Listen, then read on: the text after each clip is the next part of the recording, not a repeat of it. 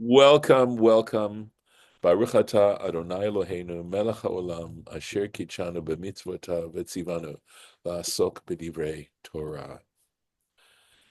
And we are doing Parshat Pekudei, and this is the final closing section regarding the construction of the tabernacle, which, if you read through Exodus, you'll see, it's broken into different parts. The whole thing is definitely deconstructed from the moment when God tells Moses, gives him the instructions to build it, from the time when he gathers people and tells them what they need to do and who's going to be in charge, to people collecting the different parts and bringing them, to the part of assembling it, to the part of mentioning what parts went into the different into the different components of it, etc., etc. So we read about the construction of the tabernacle broken down like this many, many times. And of course, the reason behind this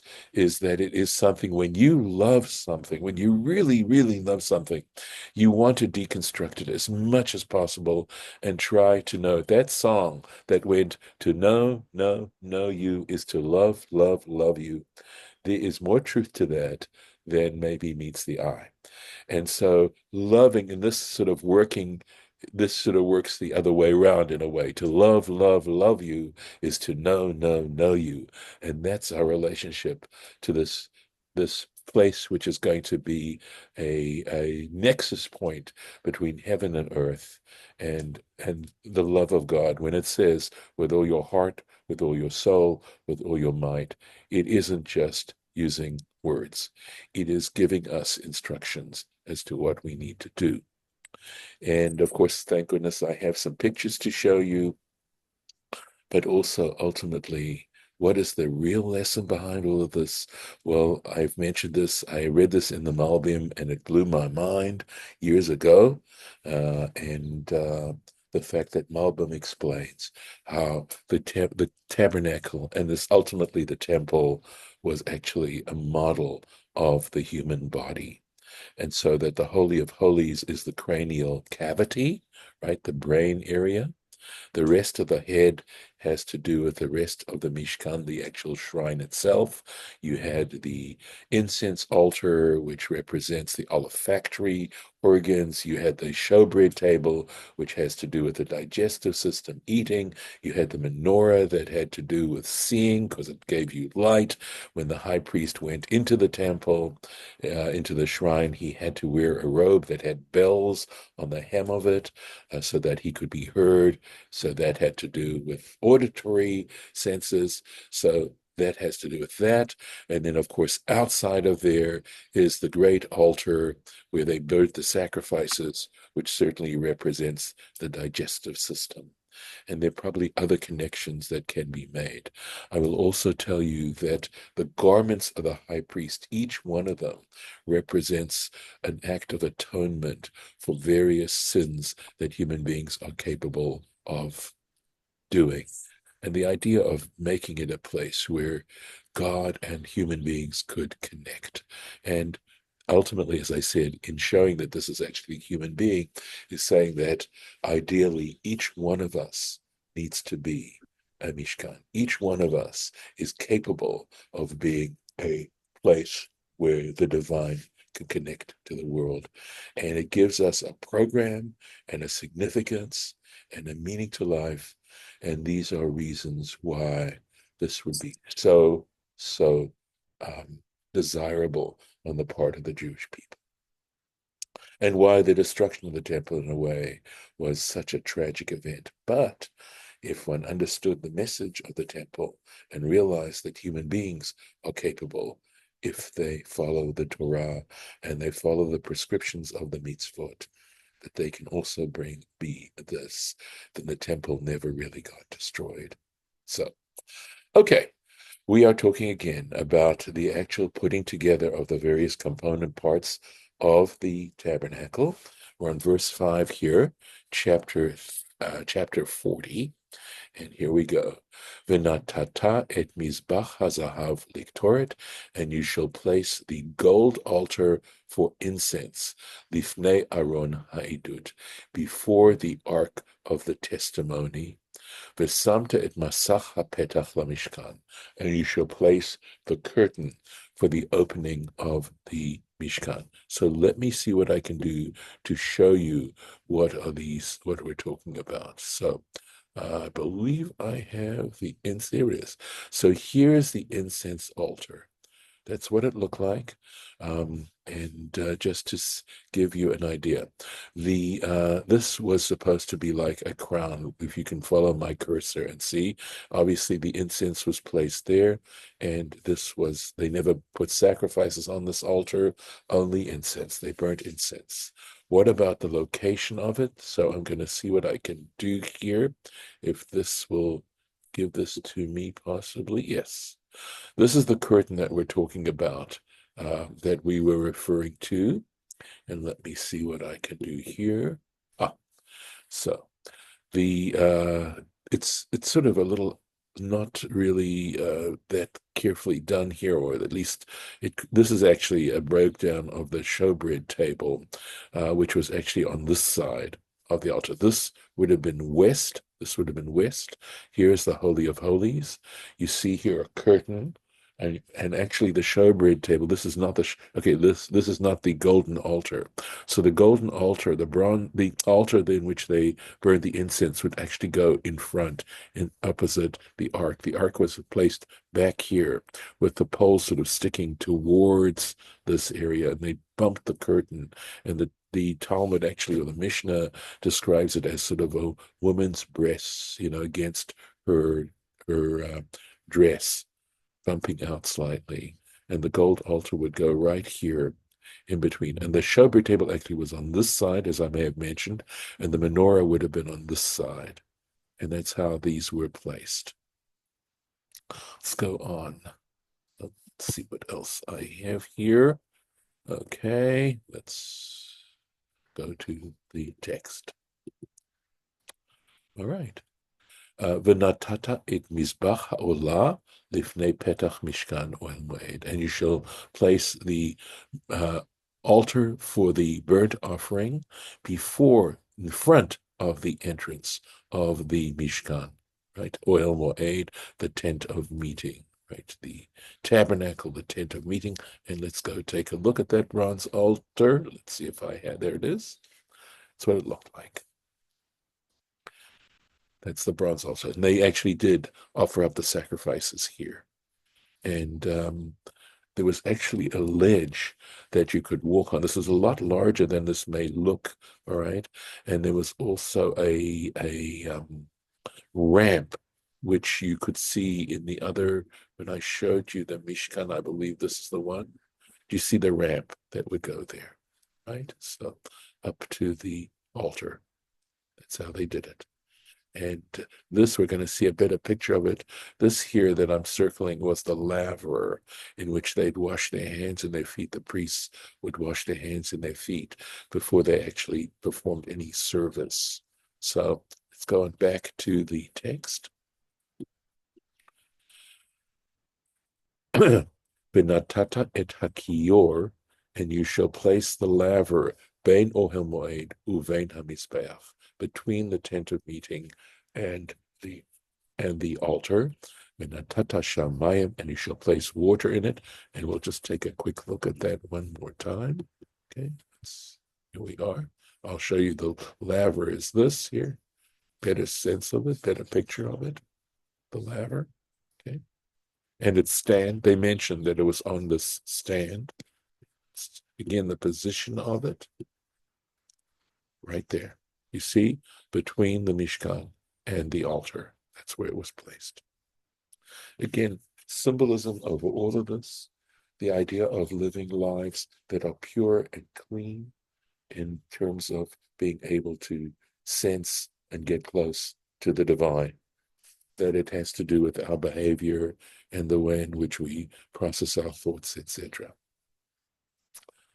V'samta et hechatzer saviv, and you shall place the courtyard around. V'natata et masach shar hechatzer, and you shall place the screen of the gate, the opening, the entrance of the courtyard. And this picture will show it to us very nicely. So there's the chatzar. This is the courtyard that we're talking about, and that's the screen at the entrance right here. So here we're talking about the instructions of how this is supposed to be put together. And then after that, we'll read about how it was actually put together. Right. So again, this breakdown into the smallest details regarding the whole process. Let's go in here. Okay. On to the next page. Let's see if there's there's no Rashi on this. V'lakachta et shemen hamishcha, and you shall take the oil of incense, not incense, excuse me, of anointing, forgive me, and you shall take the anointing oil, umashachta et Mishkan, and you shall anoint the Mishkan, the tabernacle, ve'et kol asher bo, and everything it contains, v'kidashta oto, and you shall sanctify it, right? You should make it unique in that sense, right? Kadosh has to do with significance and uniqueness, etc. That kol kelav and all its vessels, v'haya kodesh, so that it becomes sacred.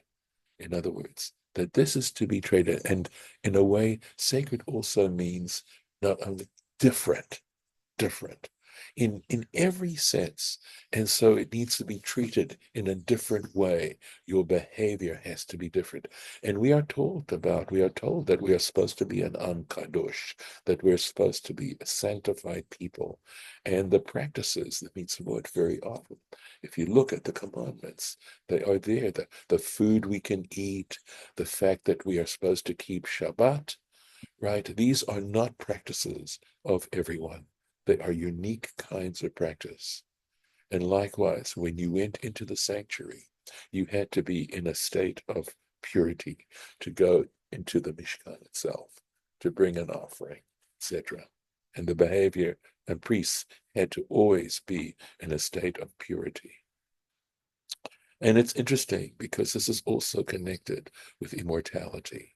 And the idea of what really kills us has to do with the impurities that we take into our lives through behavior, through wrongful acts, etc. And knowing, of course, that we're all mortal, the idea here is that there is a level of immortality, both in prolonging one's life in general, as a general principle, and not only that, but in achieving immortality in this process. It's pretty amazing going on. So this anointing oil, being anointed, means to be lifted to another level. Umashachta, and you shall anoint it misbach haolah, the altar for the offering, the burnt offerings, the kol kelav, and all its vessels, the kidashta et hamizbeach, and you shall sanctify the altar, v'haya hamizbeach kodesh kodashim, and this altar shall be considered holy of holies. Well, I can think of one reason, and there are probably more than one reason, because this is where they actually offer up the offerings, both the animal or the accompanying parts, the flour, the oil, the wine, etc. And this represents in every sense this point of contact between the divine and human beings.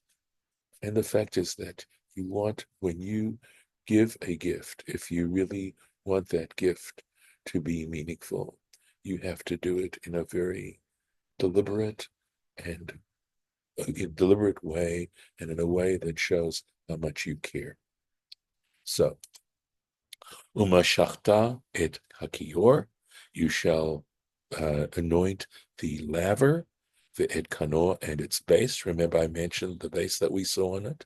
The kidashta oto, and you shall make it sanctified. In other words, this laver is treated differently from any other laver that might be around. V'hikravta et Aharon ve'et panav, and you shall draw Aaron and his sons close, El Petach Ohel Moed, to the entrance of the tent of meeting. V'rachatzta otam b'mayim, you shall bathe them in water. This would, I think, not only be in terms of cleanliness, but also spiritual cleanliness, in a way, the kind of spiritual cleanliness that is represented by going to the mikvah, going to the ritual bath. V'hilbashta et Aaron. Let me just make sure I have, no Rashi's on this. V'hilbashta et Aaron et bigdei hakodesh. You shall dress Aaron with the sacred garments. Umashachta oto, you shall anoint him. V'kidashta oto, and you shall sanctify him. In other words, he is his role completely unique from anyone else. And he shall minister to me. So the word kohen essentially means minister. Ve'et banav takriv, and you shall draw his sons close. V'hilbashta otam kutonot, and you shall dress them in these tunics. Umashachta otam, and you shall anoint them. Kasher mashachta et avihem, just as you anointed their father. V'chihanu li, and they shall minister to me. V'haita liyot lahem moshchatam, and their anointment shall be for them lechunat olam, as an eternal ministry, ladoratam, for all generations. So we know Aaron and his sons would only live a limited period of time, but this wasn't just a temporary situation. They're to know that their offspring again would be considered Kohanim ministers. Vayas Moshe. So here we are at the end of this little section. Vayas Moshe, and Moses performed the V'chol asher tzivah Hashem oto, just as the Lord had commanded him. Kein asa, so he did. And that's where we're going to end today for today's lesson. Let me just mark in a place. And with God's help, we will continue with our next lesson where we left off here. And this is going to be, we'll see, but this is going to be the actual setting up, the actual final setting up of the Mishkan. So with that, I'm going to stop the share. And want to welcome Harlan. It is so good to see him back. Any thoughts, any questions? And I should say advisedly, gentlemen, before we close today. Any thoughts or comments? I have a few questions. Yes, good, Mike. I was hoping so. Go for it. They're kind of general questions. The first one is, do you know Los Altos Chabad as a Shusterman, the Shustermans? No, I don't. So we are recording this. So let's want to let you know. We're still on record. Go ahead. I do not know them. Oh, okay. Well, the Ezzy's wife, she's a Ezzy is a rabbi, and his wife is Neshama, and yes. she teaches. She has a Torah class. Okay. Every other Sunday. Okay. I happened to be at that on Saturday. Yes. And I thought it would be really interesting for. I thought her class was very interesting, and I hope to maybe get to her and your daughter communicate, because maybe she could help Sarah's class. Mm-hmm. Because she also teaches Torah class, right? I thought it was interesting if they talk. Well, you can try. Why don't I take this off of record? Because this is sort of more personal, and this is supposedly for general publication. Do you have a question that you think might be less personal? Well, yeah, I got a couple other questions. Okay. So the type of class that this is Musar, right? It's called Musar. No, it's not. This is not Musar. This is simply Torah study. This is based on commentary, on Rashi's commentary for the most part. But when we have completed, we've been doing this for a few years now. And so when we have completed the Torah passages involving Rashi or through the Torah itself, then I do Torah Tamima. But this is all basically, it's about information and Torah study. It's not Musar. But you specialize in SAR? No, Is that it? no, I do not specialize in Musar. I I specialize in reading texts such that I would say classical texts, and of course there's so many of them that that's limited. I am not a Talmudist, but I have spent a lot of time studying Midrash and Midrash Rabbah and other Midrashim, and also what are called Mefarshim, that is commentators such as Rashi, and I would even include Torah Tanima in that, although he's much later. But people like Ramban and Ibn Ezra and Radak, etc. I haven't worked on them for a while, but Oh, okay. also, yeah. So those That was various my approaches. Yeah. next question is about the Talmud. Okay, go on. So Talmud is the oral law, right? And I was doing some research. I asked ChatGPT on this, and the oral law, people who focused on the oral law in ancient times were called the Pharisees, right? Oh, I guess you could say that. I mean, they're called in the tradition, they're called Tanaim. Okay. And by the way, the oral law is actually the Mishnah. The Talmud consists both of the Mishnah and then a discussion about the Mishnah to again deconstruct the Mishnah and to find ways in which to make it, deal with practical situations. But it is actually in some ways a record, an edited record of the discussions that took place in the academies in Babylonia and at the time it would have been called Palestine because the Romans had conquered the land and they did not want to call it Judea anymore. Right. They wanted to destroy any identity that the Jews might have had. But there was still a community there, and they still studied as much as they could on a very high level. So, yeah. So, So the Pharisees basically, they are mentioned. I mean, there's a Hebrew name, Prushim, right? They represented probably this. I'd say, maybe I'd call them disciples of Ezra and who of course lived initially in Babylonia and who helped, I think, a resurgence of Torah study and Torah understanding. So, yeah, that go ahead. Greek Say that again. Pharisees, is that a Greek word? It probably is a derivative, but it's from the word prushim, and the word prushim means people that separated themselves.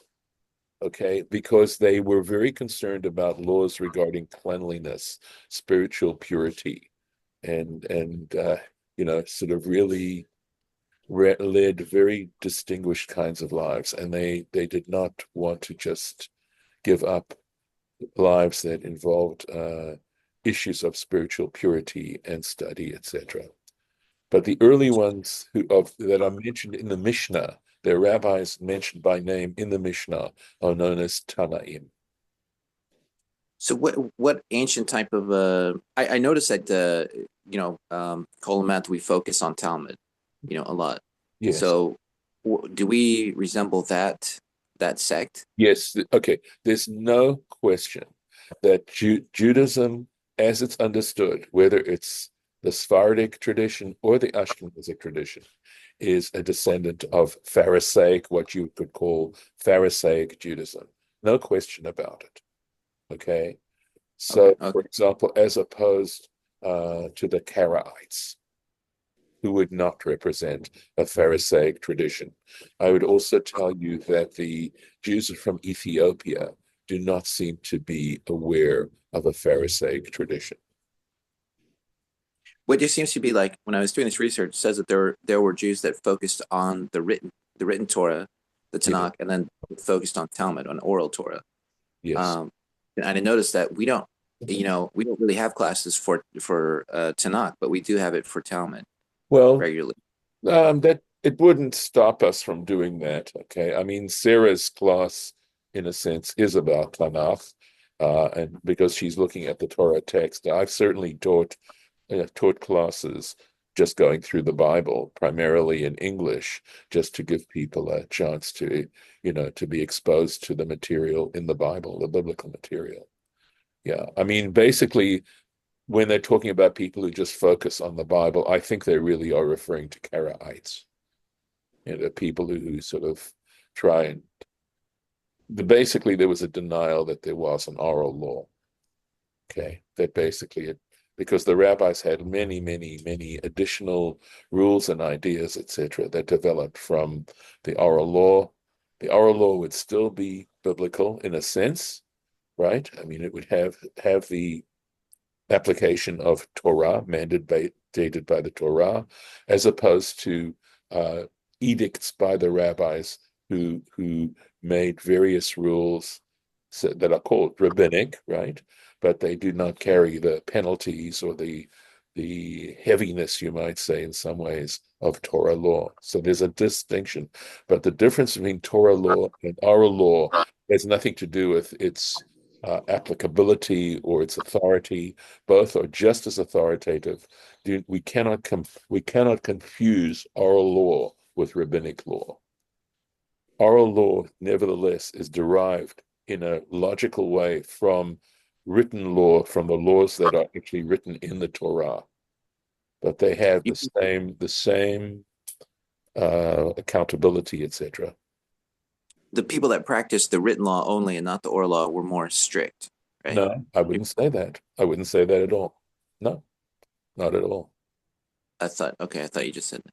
No, I wouldn't say they're more strict. In fact, rabbinic law is very strict. Things that are, quote, permissible according to Torah law are not necessarily permissible by rabbinic law. The rabbis, for the most part, 99.9%, okay, of what they taught, etc., that you could call rabbinic was actually stricter. Right. We're also called the Rabbinical Assembly, the USC, you That's know. of course, I guess that's from the conservative movement. That's the organization of conservative rabbis. Yes, that's a whole modern kind of thing. Yes, What about the Essenes? Who are they?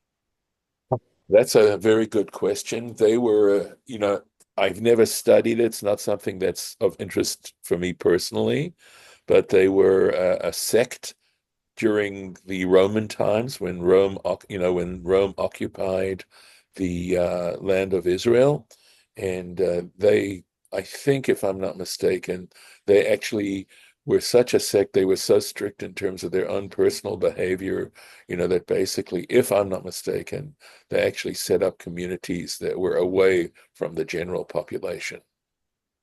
Is So that like the Hasidim? no, no, I would not say that.